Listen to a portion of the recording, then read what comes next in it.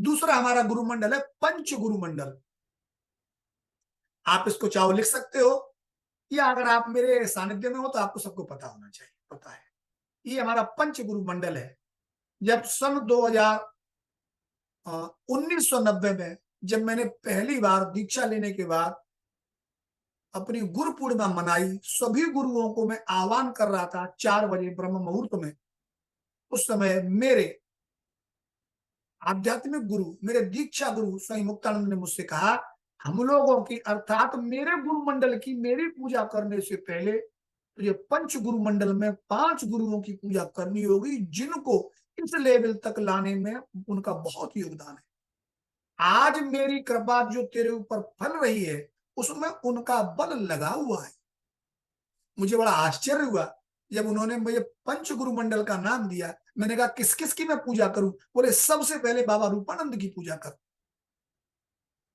आप बाबा रूपानंद को जानते हो? चलिए मैं उनकी पिक्चर आपको दिखाता हूं। आप इनको मनी मन प्रणाम करिए, आज का दिन इनको प्रणाम करने का है। ये मेरे पहले गुरु हैं, और ये ऐसे गुरु हैं कि जिन्होंने कभी मुझसे ये नहीं कहा कि मैं तेरा गुरु हूं। और मैंने जब तक इनका जब तक भौतिक साक्षात्कार बना रहा, मैं इनकी कृपा को पाता रहा, लेकिन इनको कभी गुरु नहीं माना। ये मेरे जीवन में दुख हमेशा के लिए बना रहा। ये मेरे गुरु थे, आज भी मेरे गुरु हैं।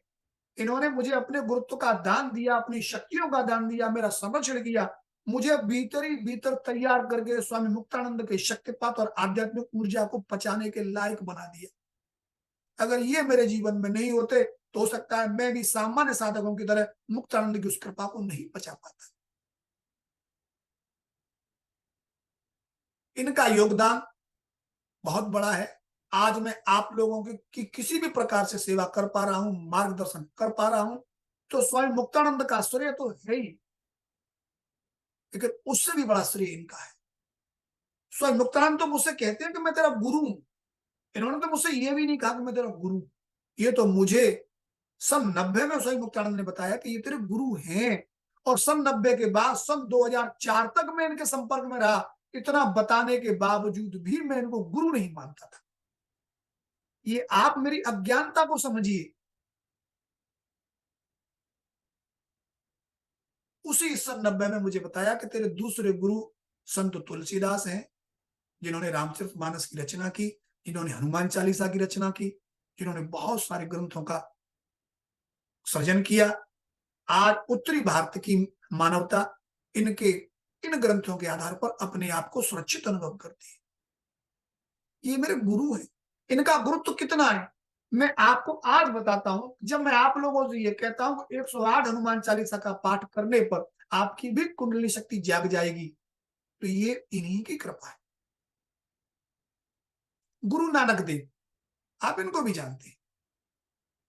मैं सुरती शब्द योग में इन्हीं को सुखमनी साहब के रूप में इनका आशीर्वाद लेने के लिए सुरती शब्द योग के जो भी साधक हैं उनको इनकी ऊर्जा से मैं संपर्क करा देता हूं।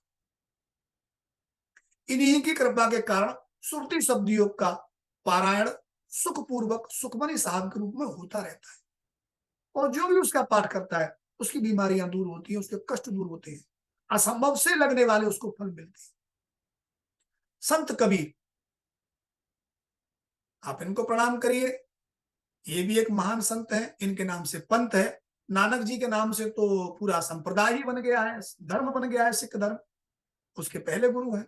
संत कबीर के नाम से भी बहुत पंथ बने हुए हैं। ये भी आध्यात्मिक गुरु हैं। मेरी परंपरा में, मेरे पंच गुरुओं में, इसका मतलब है मेरा पूर्व जीवन में इनसे कभी बहुत गहरा आध्यात्मिक संबंध रहा होगा, और उनकी वह कृपा इस शरीर में आकर के पूरी फली है। और कितनी फली है कि मुझे तो ये पता भी नहीं कि ये मेरे गुरु हैं, और ये मेरा गुरु होकर के काम कर रहे हैं और मेरे माध्यम से पूरी मानव जाति का कल्याण कर रहे हैं। 5वें गुरु आदि शंकराचार्य हैं। आज से लगभग 2500 वर्ष पहले इनका जन्म हुआ है। इन्होंने पूरे भारत को धार्मिक रूप से व्यवस्थित किया। आज भारत में धर्म का जो भी स्वरूप दिखाई पड़ता है, पूजा पद्धतियां जो भी दिखाई पड़ती हैं, उनमें इनका मौलिक योगदान है। ये 5 गुरु हैं। ये हमारे पंच गुरु मंडल के सदस्य हैं।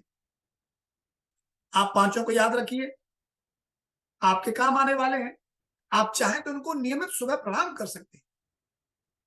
अपने अभ्यास में डाल लीजिए। एक बार एक 2 मिनट का रिफ्लेक्शन आपको करना है। अपने गुरु को प्रणाम करिए, पंच गुरुओं को प्रणाम करिए। मेरा दीक्षा गुरु मंडल है, उसको मैं बताता हूँ, आप उसको स्मरण करिए, प्रणाम करिए। गुरु पादुका मंडल को आज मैं बता रहा हूँ, उसको प्रणाम करिए। आमनाई गुरु मंडल है, उसको बना। ये सब मुझसे रिलेटेड है।